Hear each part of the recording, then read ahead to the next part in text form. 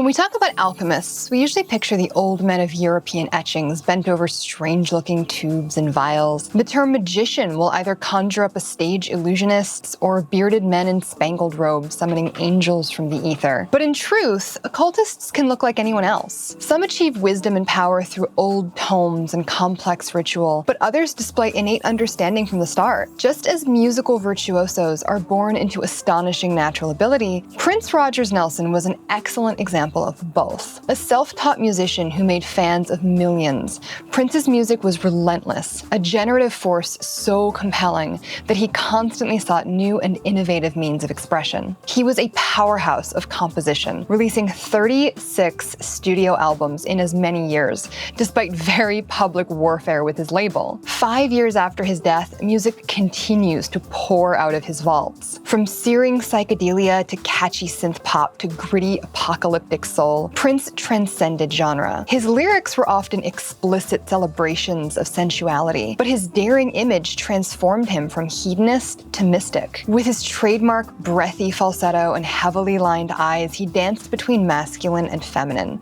a feat he accomplished in heels to boot. In fact, Miles Davis, immortal jazz revolutionary, believed this marriage of oppositions was the secret to the star's success: masculine and feminine, secular and divine.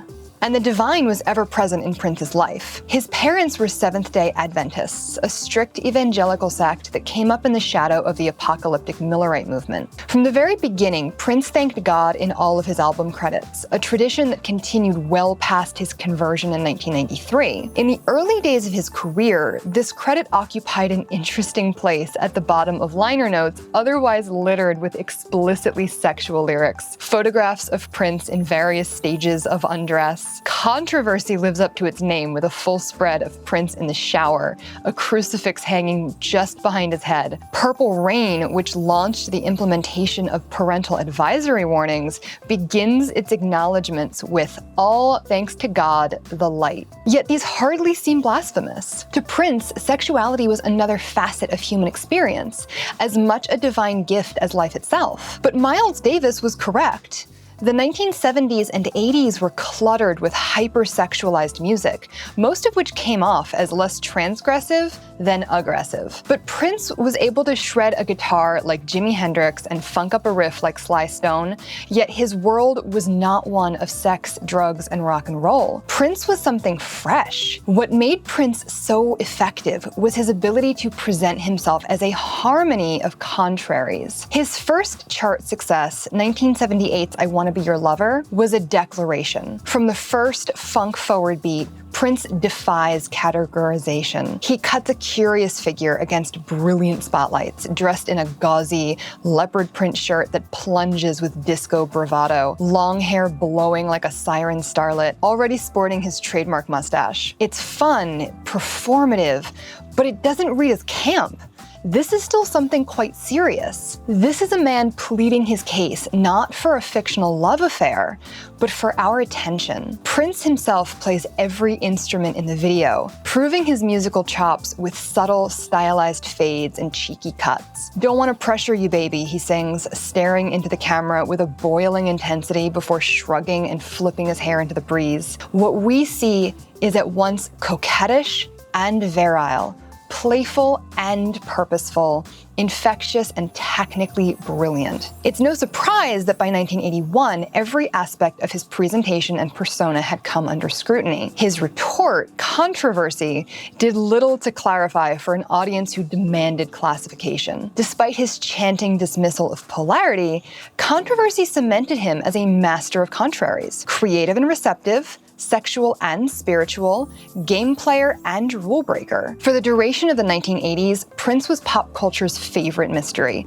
a petite giant who smoldered with chameleon carnality, at once extravagant and enigmatic. Prince's ability to merge these opposing energies seemed effortless, but there were forces within him which dominated others. In esoteric thought, masculinity is synonymous with expression, the drive to action and creativity.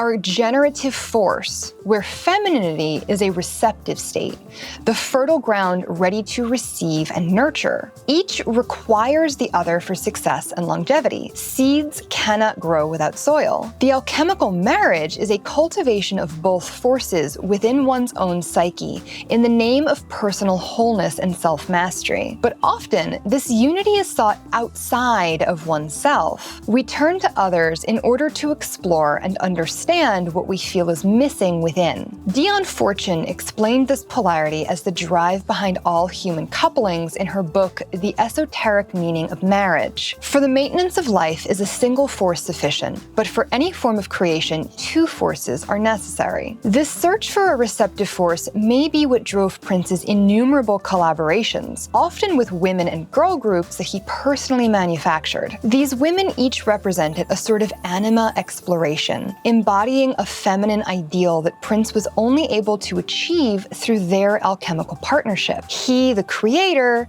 them, the bearer of artistic fruits. Though Prince had contributed to others since the beginning of his career, purposely negotiating his contract to produce new talent, Prince's first notable exploration of feminine expression came in 1981 when he met Denise Matthews. The seed of inspiration had already been planted for some time. He had visions of women in lingerie weaving sensual fantasies like an R-rated version of the Ronettes. Denise had a few minor acting credits to her name, but Prince didn't want an actress. He wanted to transform her, body and soul. When he installed her as the centerpiece of his newly minted girl group, he also installed her as a sort of mirror, an image of himself as the opposite sex. This Galatea was rechristened Vanity, and Prince could not take his eyes off of her. Vanity was everything he couldn't be. Even at his most overt, Prince could not be so aggressively sexual. There was an intuitive seduction to her character, where he himself could only be playfully suggestive. As both an artist and an individual, Prince was keenly aware that there were limitations to his expression and experience. His assumed personas could only take him so far. At the end of the day, Prince was a masculine force in the purest esoteric sense, perpetually driven by generative force. In his symposium, Plato relates a particular creation myth. Humanity, he says, originally contained three sexes: male, female, and the union of the two. We learn that this third condition, the children of the moon, a union of masculine sun and feminine earth, were forcibly separated by the gods who feared them for their strength of heart and will. So many years later, William Blake wrote of Albion,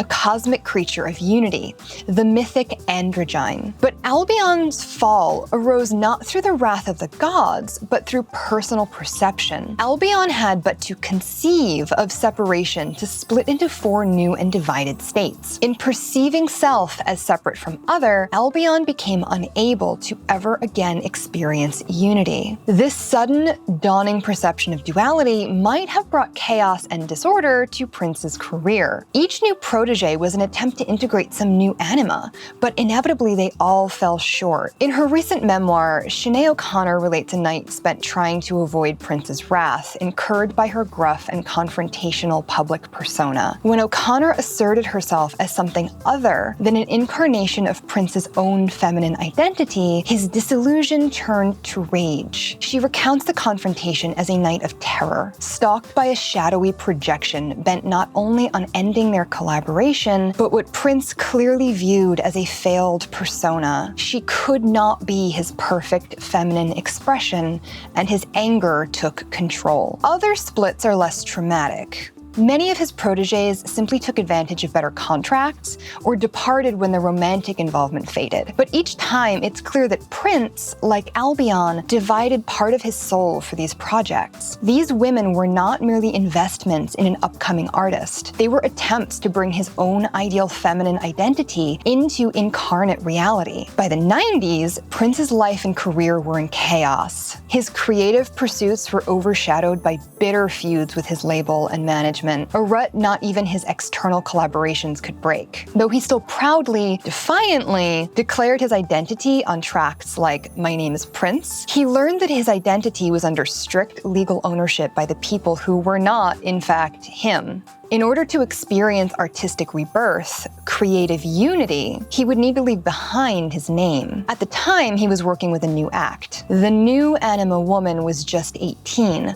a dancer with a spirituality as innate as her sensuality. After a career of divided identity, loaning pieces of himself to others in order to glimpse a different reflection, he approached Maite Garcia much differently. It was this collaboration he had in mind when he adopted his new identity.